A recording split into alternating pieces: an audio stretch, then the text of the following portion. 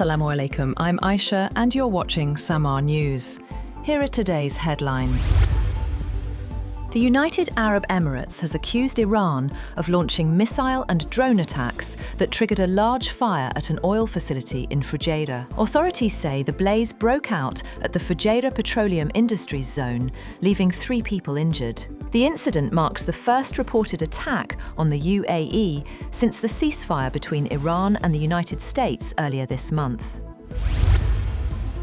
The United Arab Emirates says it intercepted multiple missiles and drones launched from Iran, triggering air defense operations and emergency alerts across the country. Officials say 3 missiles were shot down, while a separate drone strike caused a fire at an oil facility in Fujairah.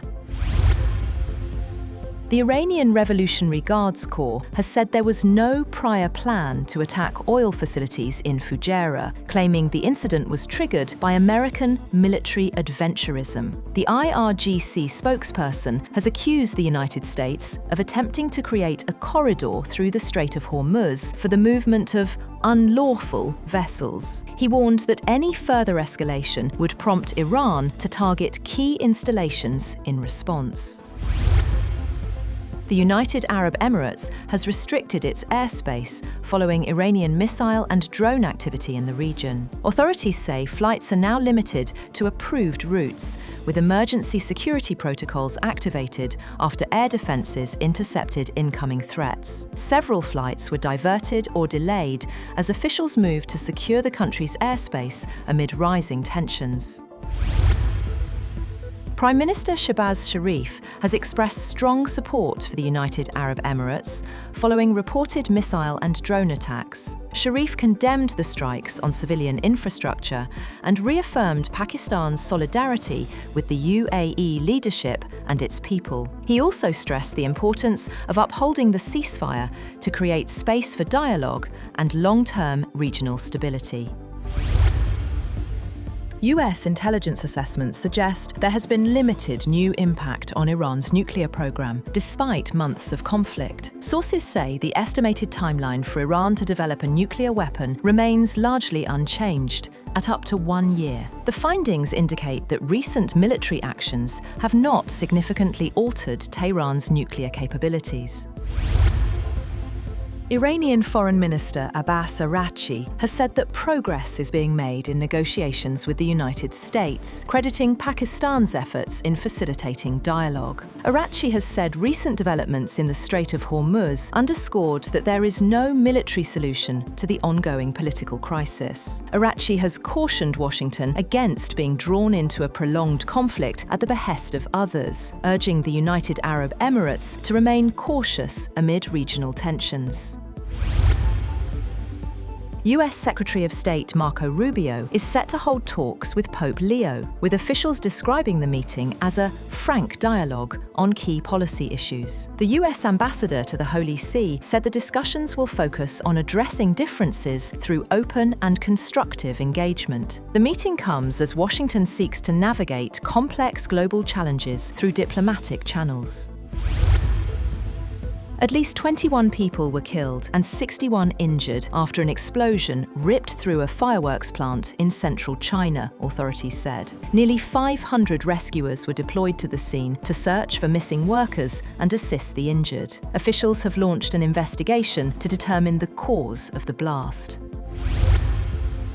Oil prices jumped around 6% after Iran escalated attacks on the UAE and vessels near the Strait of Hormuz. Brent futures rose $6.79, or 6.3%, to $114.96 per barrel in the afternoon trade, while U.S. West Texas Intermediate crude rose $4.23, or 4.2%, to $106.17. The U.S. Navy says destroyers have entered the Gulf to help commercial shipping, while fears over disrupted energy supplies continue to rattle global markets. US President Donald Trump has said that the United States will start helping to free ships stranded in the Gulf by the US-Israeli war on Iran from Monday. Trump gave few details of the plan to aid ships and their crews that have been locked up in the vital waterway and are running low on food and other supplies. Trump said in a post on his Truth Social site that the US has told these countries that it will guide their ships safely out of these restricted waterways so that they can freely and ably get on with their business. US Central Command said it would support the effort with 15,000 military personnel, more than 100 land and sea-based aircraft, along with warships and drones. Meanwhile, 2 US-flagged merchant ships have reportedly passed through the Strait of Hormuz under the watch of American naval forces. According to US Central Command, guided missile destroyers are supporting efforts to restore safe commercial shipping through the vital waterway.